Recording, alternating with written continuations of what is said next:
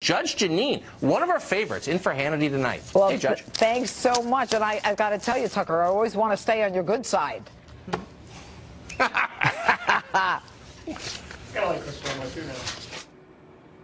All right, welcome to Hannity. I'm Jeanine Pirro, in for Sean. There's a lot of major breaking news tonight.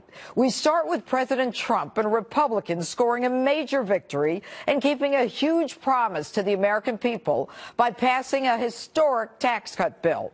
The president and members of the GOP celebrated the accomplishment at the White House. Let's take a look. It's been an amazing experience, I have to tell you. Hasn't been done in 34 years, but actually really hasn't been done because we broke every record. It's the largest, I always say the most massive, but it's the largest tax cut in the history of our country. And reform, but tax cut. You've ended the overregulation of the American economy. And that, coupled with what we did last night and what the House finished this morning, means America is going to start growing again. Thank you, Mr. President, for all you're doing. Something this big, something this generational, something this profound could not have been done without exquisite presidential leadership. Mr. President, thank you for getting us over the finish line. Thank you for getting us where we are. This gets the American economy competitive in the global economy. This is one of the most important things we could do for all of the people we represent. And we're going to keep fighting, and we're going to make this the greatest presidency that we've seen, not only in generations, but maybe ever. God bless all of you. They have been working on this for years, years and years. And I just want to turn around and I want to thank them all. They are very, very special people. Thank you very much, everybody. As a result of the tax bill passing, major companies like AT&T, Comcast, and Wells Fargo have announced employee bonuses or wage increases. President Trump also fulfilled part of another key promise with his tax bill, the repeal of the Obamacare individual mandate. Watch this. So in this bill, not only do we have massive tax cuts and tax reform, we have essentially repealed Obamacare, and we'll come up with something that will be much better, whether it's block grants or whether it's taking what we have and doing something terrific. But Obamacare has been repealed in this bill. We didn't want to bring it up. I told people specifically, be quiet with the fake news media because I don't want them talking too much about it, because I didn't know how people would. But now that it's approved, I can say the individual mandate on health care, where you had to pay not to have insurance. Okay, think of that one. You pay not to have insurance. The individual mandate has been repealed. Also tonight, the clock is ticking for Congress to reach an agreement to avoid a government shutdown that's set to begin this Friday at midnight. Ed Henry's in Washington with the latest. Ed? Judge, good to see you. They can't celebrate this tax victory for long. They are facing that looming crisis tonight. Government funding set to expire late Friday, so they're talking about a short-term budget to keep it open until roughly January 19th. Then they'll have more talks. One sign of progress tonight is Republican leaders agreed to drop a provision to prop up the Obamacare markets that had angered conservatives. By leaving that Obamacare fix on the shelf, they have a shot at getting enough Republican votes in the House and Senate to keep the government open without needing any Democratic help. It's going to be hard to get even a small number of Democratic votes to pass the budget because liberal leaders like Nancy Pelosi signaled today they want to go back to resist. Pelosi firing off a letter to her Democratic colleagues that without adding new spending projects plus legislation allowing the children of illegal immigrants to stay in America, quote, we continue to urge a strong no on the continuing resolution. That hints at a government shutdown, as some of the president's outside advisors that run the nonprofit America First policies is planning a $1 million TV ad blitz focused on the positive of his agenda, what he's accomplished this year. The ad starts running on Christmas Day, but we're getting a sneak peek tonight.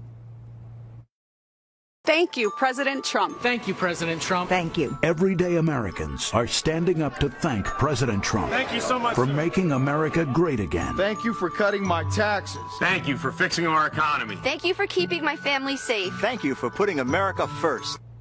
Now, the president's advisors tell me the point is they feel the president has been beaten up from day one. And despite all of the critics, there are millions of Americans who are grateful for his leadership, particularly on tax reform. And they're eager to get him going to pass other big items like infrastructure and immigration reform. So they do not want a government shutdown right now to slow the momentum they believe he has. And in fact, the Treasury Secretary, Steven Mnuchin, is telling our own Bret Baier tonight he believes they'll find a way to avoid a government shutdown, Judge. Thanks so much, Ed. And joining us now with reaction to President Trump and the GOP's big tax victory is counselor to the president, Kellyanne Conway.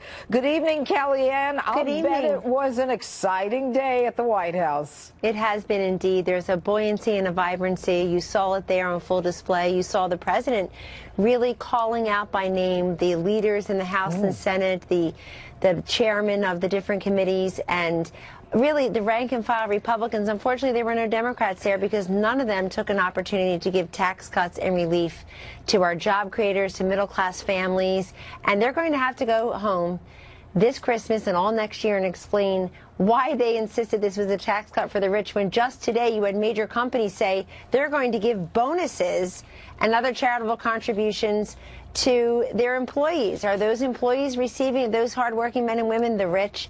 So I think the Democrats missed a huge opportunity here. It was President Trump's leadership that really put this over the top. Kellyanne, he worked very closely with the Congress. Let me ask you something. You know, when I heard that AT&T was going to give bonuses, something like $1,000 to 200,000 employees. It's unbelievable. How do the Democrats spin that this is a bad thing, and how long is it going to take for people to recognize that this tax cut, tax reform is indeed what the president and his supporters have said it is?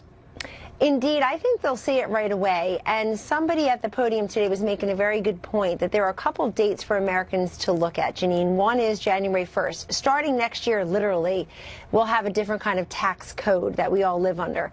In February, many Americans will start to see the increases in their pay. Their paychecks will get fatter under this paycheck president. And in April, of course, April 15th, a day many Americans dread, they will recognize that many of them will simplify the way they file their taxes. They'll take back so much of those wasted hours and wasted money. Then they'll start to see many of these businesses repatriate the trillions of dollars that is parked legally offshore. We're going from the offshoring model to the American model, and it will make our job creators more competitive.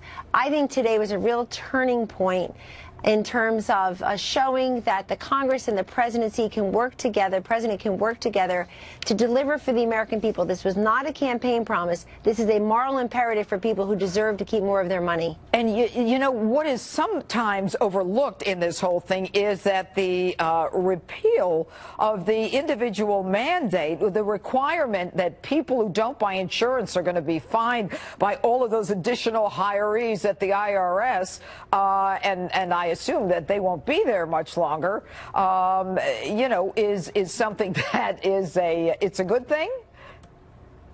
So today was really three bills in one, and it was quite historic on every level. The tax cuts themselves are historic, as the president noted, but having the repeal of the Obamacare mandate also means that another signature piece of the Trump agenda that helped propel him to victory over Hillary Clinton has all but been fulfilled.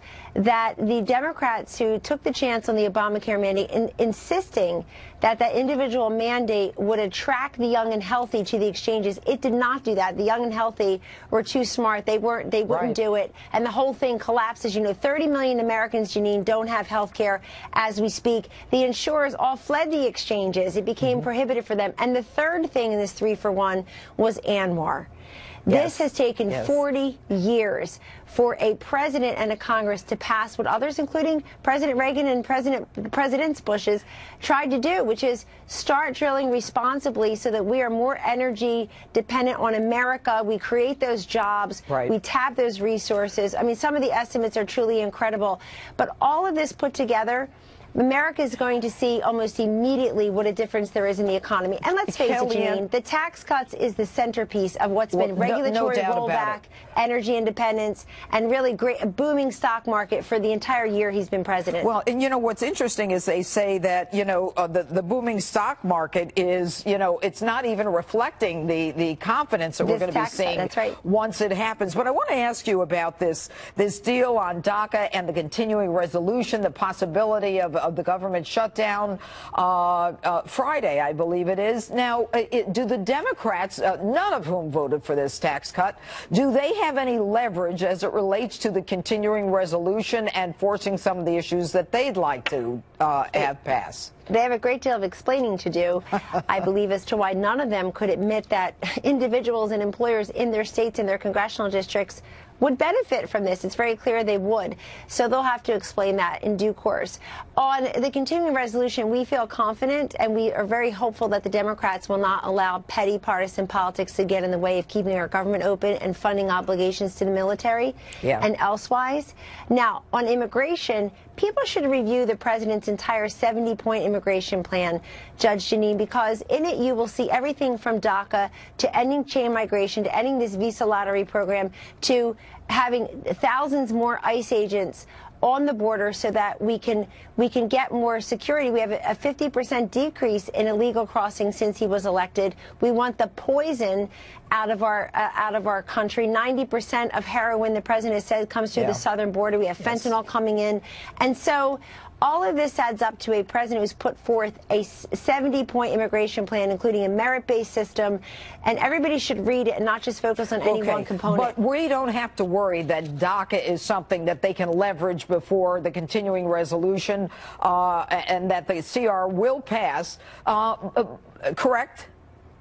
I would hope so, because the president has made very clear that he wants that wall funded, and that is not negotiable. And anybody who wants to bring to the table their chief concerns will also have to hear his. Do we and know I would when, say do we he know really when has the president, the upper hand here. Kellyanne, I don't mean to rush you, but do we know when the president is going to sign this bill? Sign the continuing resolution? No, the tax reform. Oh, well, there are processes that need to, and protocols that need to be followed, as I understand it. And so you can expect him to do that in due course over the next couple of weeks, I suppose it could happen, I'm told. But today, people can rest assured that that is a formality. The passage is real, and you saw corporate America respond to it today by passing it on. Unlike all the predictions, Janine, all the breathless predictions where corporate America would never allow this tax cut to redound to the benefit of the little guy, of the worker. They were going to stick it in their own pockets. The minute it passed, before the president even went out to the South Lawn, they had already announced these bonuses. They predicted a year ago global recession, stock market crashes, a disaster everywhere. The opposite has happened. The consumer confidence is historic. The unemployment rate is low, the lowest ever among Hispanics, lower for African Americans and women and teens in a while. And so all of this knitted together shows a president and his leadership that has been able to realize a piece of legislation that many members who stood behind him tomorrow had voted on many years, only to have it die on a president's desk. And some of those had voted for the Reagan tax cuts, and they think this is even more bold. Well, Kellyanne, we very much appreciate it. Congratulations. You can continue celebrating tonight. Congratulations to America. Thank you. Yes, take care. And joining us with reaction, our radio talk show host, Larry Elder, former Clinton pollster, Fox News contributor Doug Schoen, and Fox News contributor Lisa Booth. All right. Now, Doug, I'm going to ask you a question, okay? Because clearly the one Democrat on the panel, what if the Democrats are saying, you know, Chicken Little, the sky is falling, and people start seeing on February 1, the date that they've identified as the date when the people are going to be seeing more money in their paychecks, I mean, doesn't that bode very poorly for the Democrats in 2018? Well, it could. There are a couple of daunting statistical challenges the president and Republicans face. The bill now polls unpopularly. The Democrats are 10 or 11 points ahead in the generic vote. Right. So this is going to take a campaign of the type that the president, I see, is launching on Christmas Day to sell the bill, because rest assured the Democrats will be out selling the opposite message. So there's still a major road to hoe for the administration. All right, Lisa, I'll ask you this. I mean, clearly the fact that the bill is so unpopular with the American people, and that the president, as Doug said, and as we heard earlier, is going to start, this whole campaign talking about the benefits.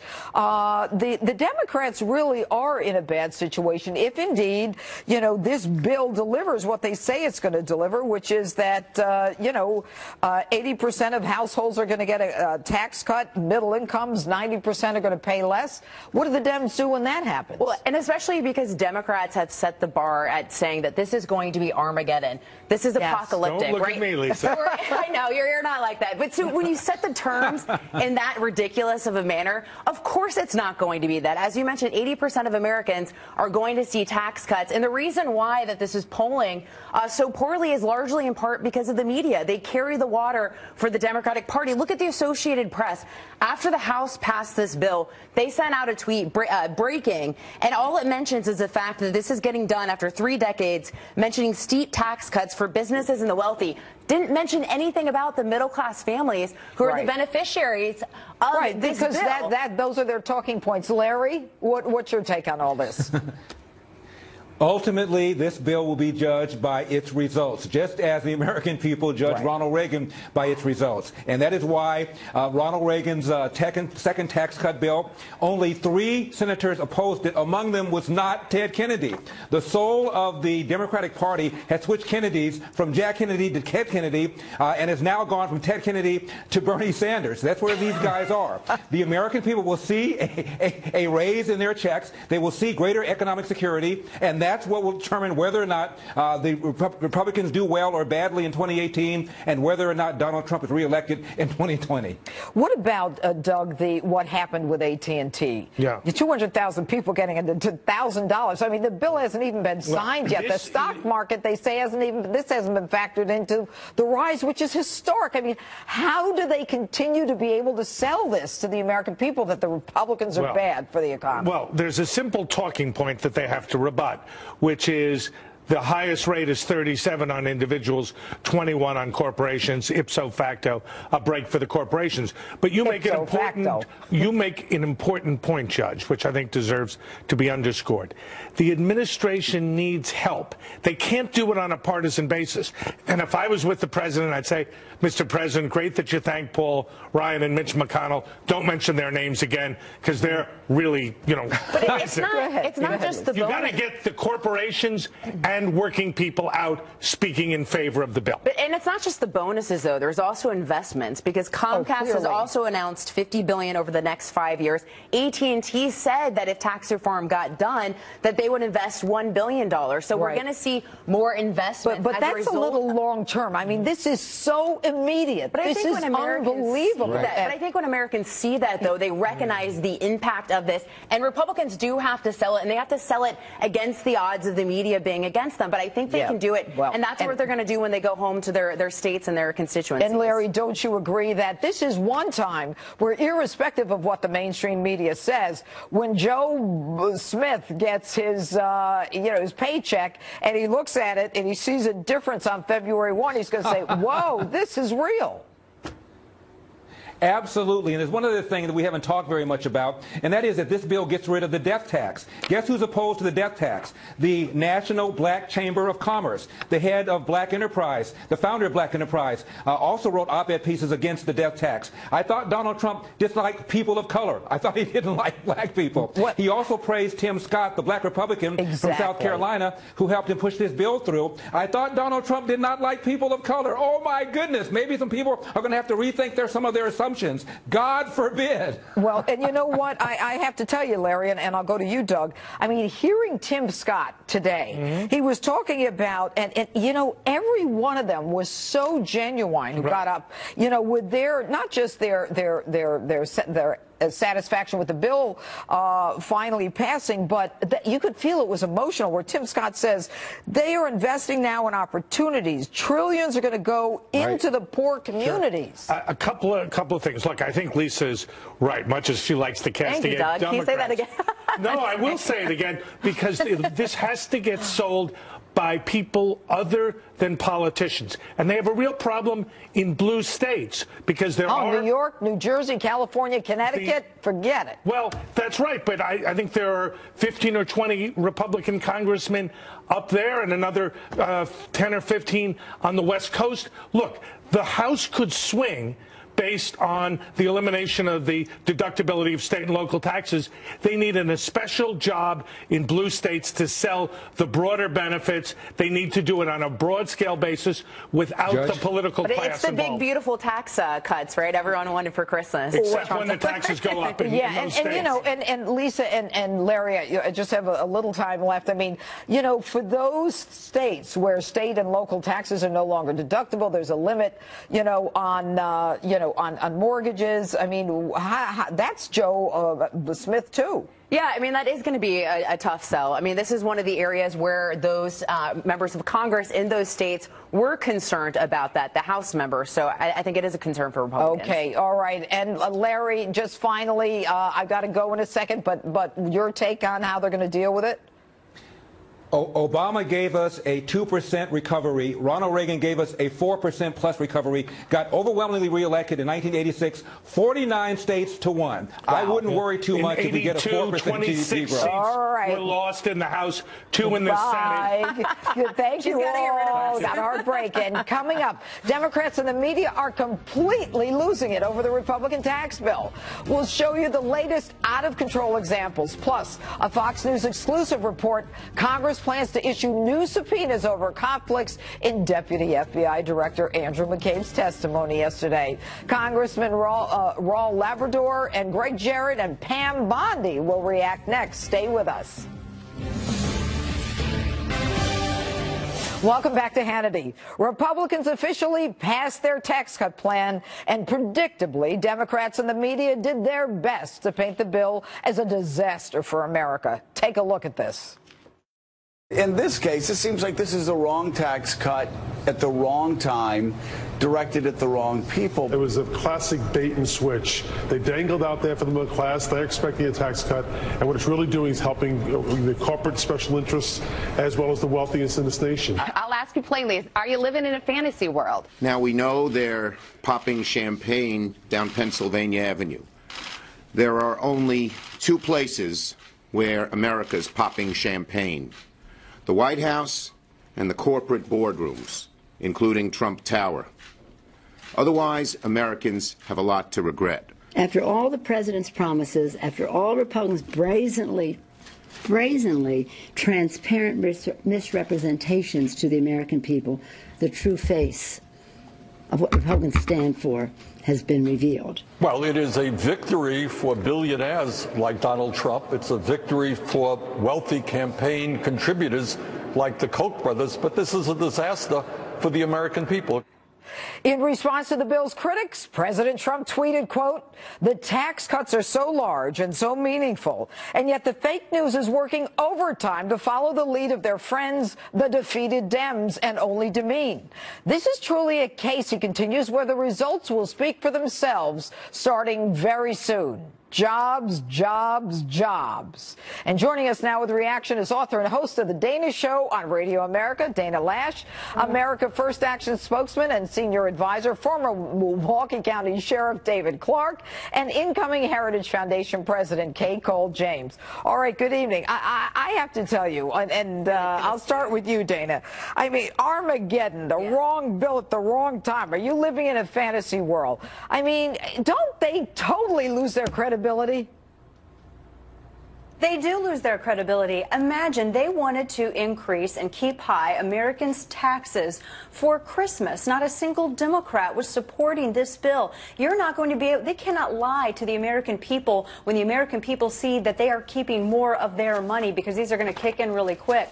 You can't lie to people about what's in their bank account. You can't lie to them about what's written on their checks. They're going to immediately start feeling relief, as we've seen from AT&T, as we've seen from Boeing. This is our money. And corporations, and by the way, Chuck Schumer was attacking AT&T, claiming in video that AT&T was going to use this to enrich themselves. And what does AT&T do? They announced that they're investing in their employees and their community, as is Boeing and other companies, because this is how economics work. This is how math works. They're on the wrong side of the history on this. And I have to say, I think today, so far, has been the greatest day of President Trump's administration. This was a great day, a historic day. All right, and I'll go to you, David Clark. I mean, the whole idea that Dana leaves us with is the repeal of the individual mandate in Obamacare. This whole thing is fantastic. Look, tax cuts drive Democrats and liberals crazy. They are the tax and spend party, and they've been that for a long time.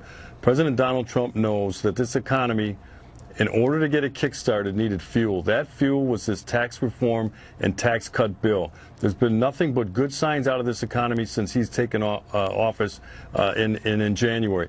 Under Obama, we had nothing but stifling taxes, stifling job creation, loss of jobs, companies moving overseas. His policies had the effect of having its boot on the neck of the American company. Well, that boot has been taken off today with this historic tax reform bill. And Kay, I'll go to you. I mean, you know, incoming president to the Heritage Foundation. I mean, how do you view this passage?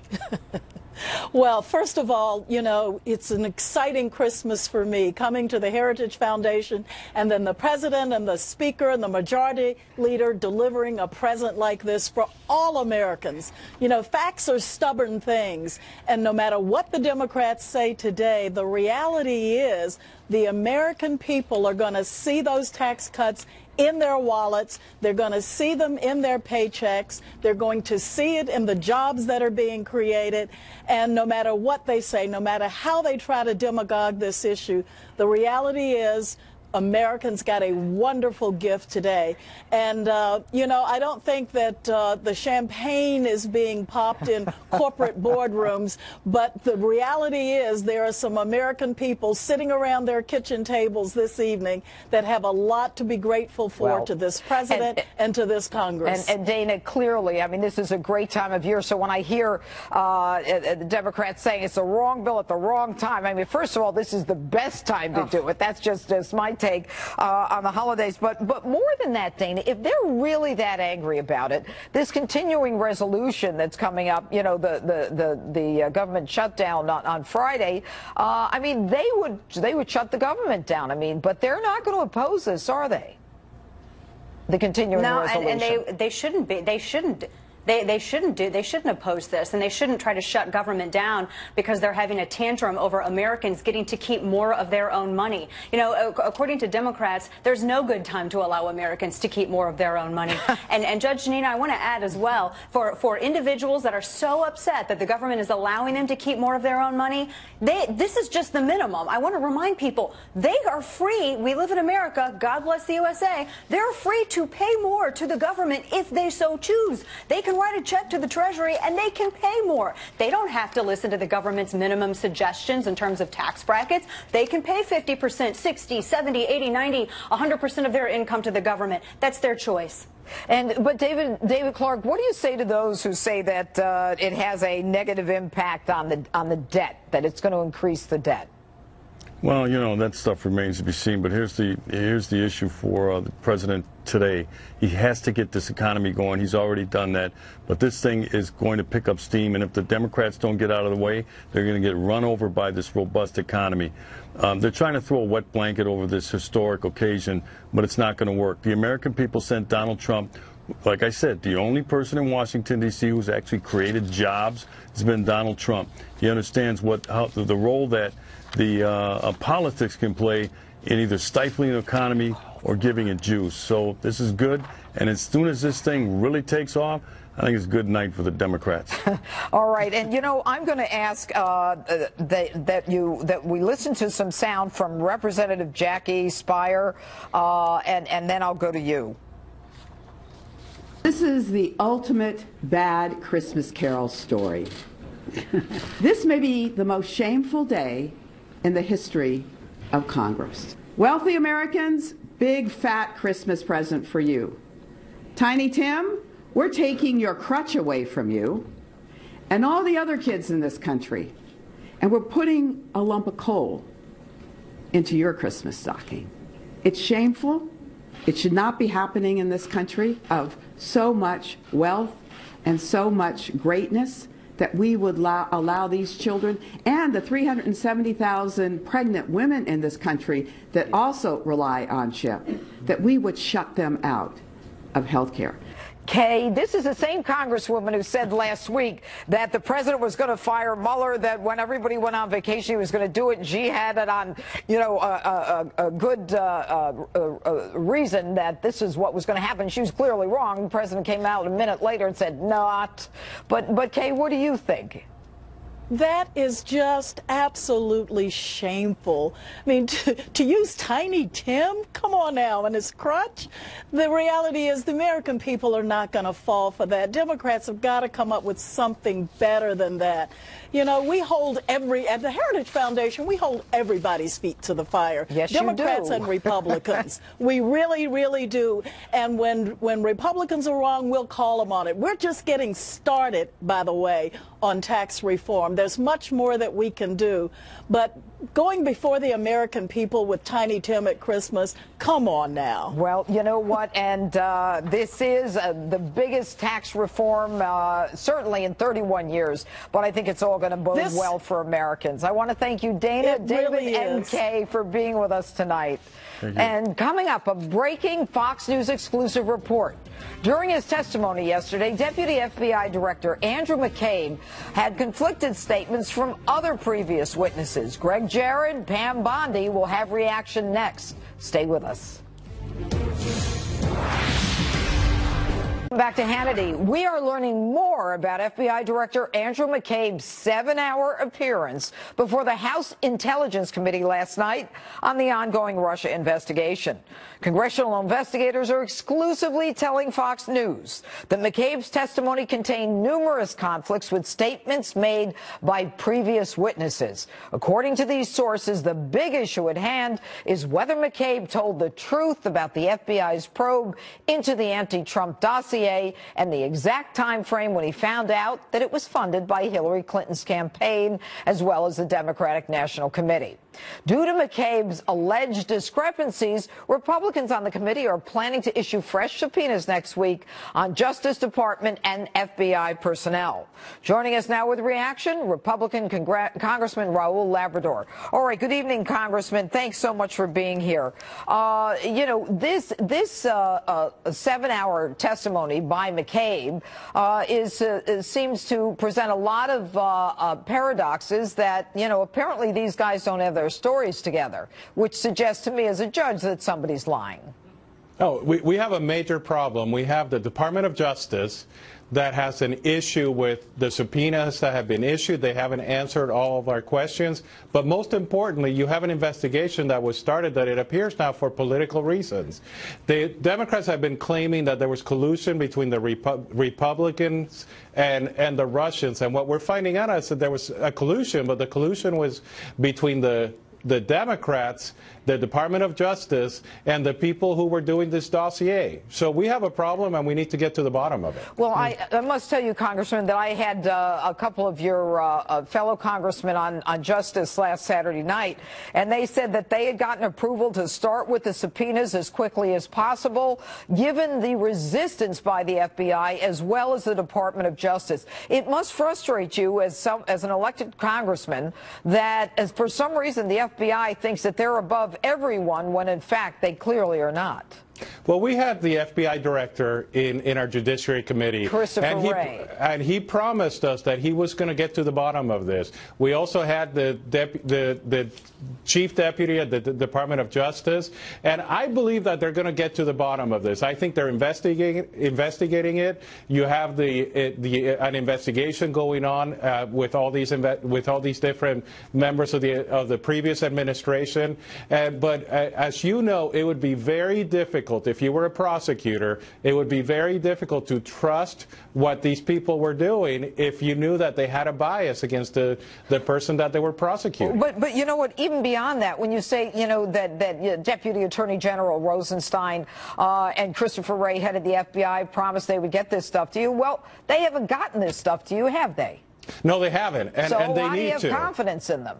Well, I have confidence that we're going to get to the bottom of this. I have confidence that the American people will demand results. We need to know what really happened. We need to know why these investigations started. We need to know whether there was any kind of collusion between the department. Congressman, with all due respect, we need to know it, but we need to get answers. And, you know, for the last year, nothing has happened. And we got to start holding people in contempt. We got to start making sure that you guys are respected. You have oversight over the FBI and the DOJ, so just keep their feet to the fire. Congressman Labrador, thanks so much for being with us. We will. Thank you very much. All right, thanks. And joining us now with more reaction, Florida Attorney General Pam Bondi and Fox News legal analyst Greg Jarrett. All right, I'm going to go to you, Madam Attorney General. Okay, you're a prosecutor. What do you do when people resist and don't want to give you evidence? Well, first of all, Janine, you and I, in careers basically in law enforcement, they have to give you the evidence that they need to give you. But more importantly, none of these people, if they're not telling the truth in the big picture, they can never be used as witnesses in any case ever in court again. That's exculpatory evidence that the FBI will always have to turn over if they're not honest. So if it's found that they're not honest when all these congressional hearings are finished, they can't be employed at all by the Department of Justice, period. All right. None of them. All right. But that relates to the Department of Justice. I'm talking about taking them out in cuffs and making sure that if people are perjuring themselves, if there is an effort on a conspiracy on the part of these higher ups in the FBI and DOJ to create a fake dossier, which they then get before a FISA judge, and the judge issues a warrant. I mean, this is a fruit of the poisonous tree, Greg. One of the key questions was, when did you find out that this dossier was phony? This was posed to Andrew McCabe. We don't really know the answer, but it's critical. If they knew it was phony and they went to a federal judge and used fake or dubious evidence in an affidavit to gain a warrant to spy on President Trump and his associates, that's a fraud on the court. It's a crime. That's a critical question. But, Greg, the fact that the FBI and the Department of Justice are refusing to give this information. I listened to Rod Rosenstein. I listened to Christopher Wray, the FBI. They were punting. They wouldn't give an answer. They don't have that right. They do not run their own government. Peter King, a congressman who sat in yesterday behind closed doors into the hearing, said adequate answers were not given by Andrew McCabe. Now, you know what that means as a judge, and I do as a lawyer. That means somebody's lying and covering up. So it's triggered all of these other subpoenas that are going to happen in the course of the next several days to get other witnesses in it. Andrew McCabe, the man on the screen there, has a lot to answer for, because he's a guy whose signature is on the documents saying that he was aware of the origins of the dossier, that is Hillary Clinton and the Democratic National Committee. And yesterday, apparently, according to our source in the hearing, he said, oh, gee, I don't really remember when I found out Hillary was behind this. And you know what? It's even worse, Pam, because then what he does is he goes with his wife to try to get some money from Hillary, from Tim McAuliffe, the governor of Virginia. I mean, that's a conflict right there. Can you explain to me why the taxpayers are paying this man's salary, why he continues to be deputy head of the FBI? Well, and he had a duty to reveal that, an affirmative duty. No one should have to come to him and say, do you have a conflict? He clearly had a conflict. So we have McCabe on the Clinton investigation to explain to your viewers how complicated this whole thing is. We have Strzok, who is now still, believe it or not, employed. What is he now, down in HR, but should no longer be employed, who changed the language regarding what Comey regarding Comey and Hillary Clinton, and his text messages to his girlfriend Lisa Page, employed, show complete disdain for the Commander-in-Chief of the United States. They should have never been involved in this investigation. Go ahead, Greg. Never. You know, what's interesting is Democrats in the mainstream media, and I realize that's redundant, keep saying, well, Mueller got rid of Peter Strzok. Well, yeah, but how much damage did Strzok do in the full year he was on the case? He's the guy who launched it in July of last year. And why did Comey cover up the reasons behind getting rid of Peter Strzok for 5 long months, never telling Congress, never telling the American people? That is deceptive and dishonest by Robert Mueller. Well, I'll tell you, there's more coming up on all this story, and I want to thank you, Pam Bondi and Attorney General Pam Bondi and Greg Jarrett. And coming up, President Trump is threatening to cut foreign aid to countries that plan to oppose his Jerusalem decision at the United Nations tomorrow. This will be interesting. Tomorrow, the UN General Assembly is scheduled to vote on a resolution opposing any recognition of Jerusalem as Israel's capital. This comes after President Trump earlier this month boldly announced his intentions to move our embassy from Tel Aviv to Jerusalem. UN Ambassador Nikki Haley is warning that the U.S. will be taking names. And today, during a cabinet meeting, President Trump doubled down on Ambassador Haley's message. Take a look. I like the message that Nikki sent yesterday at the United Nations for all of these nations that take our money and then they vote against us at the Security Council, or they vote against us potentially at the Assembly.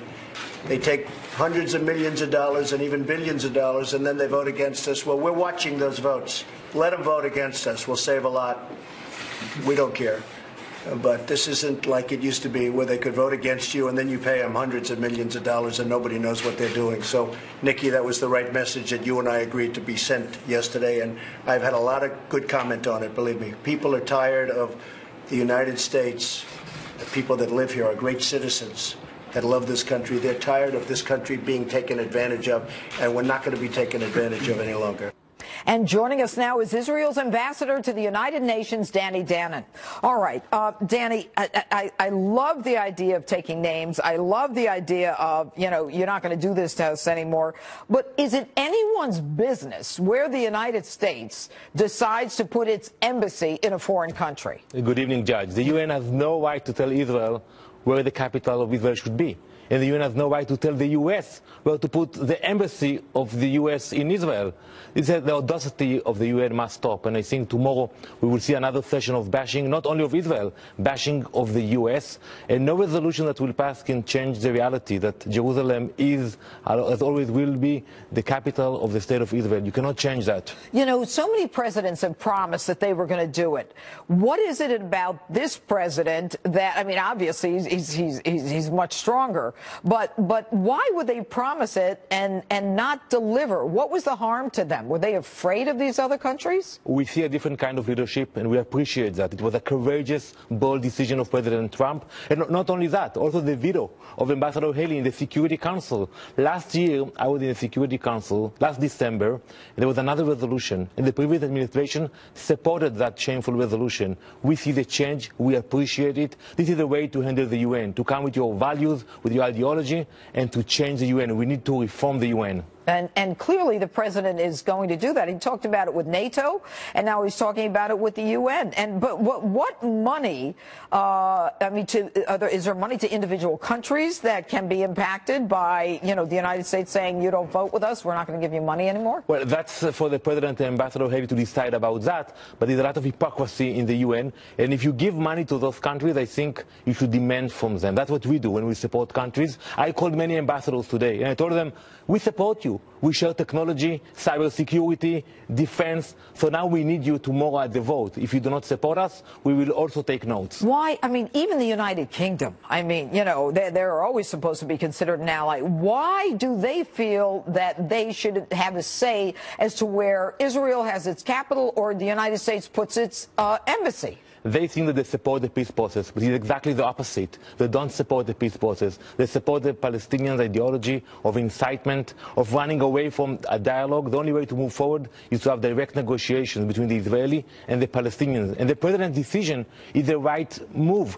because now that Palestinians understand that there is a new leadership, they have to decide whether they're joining the negotiations or we are moving on without them.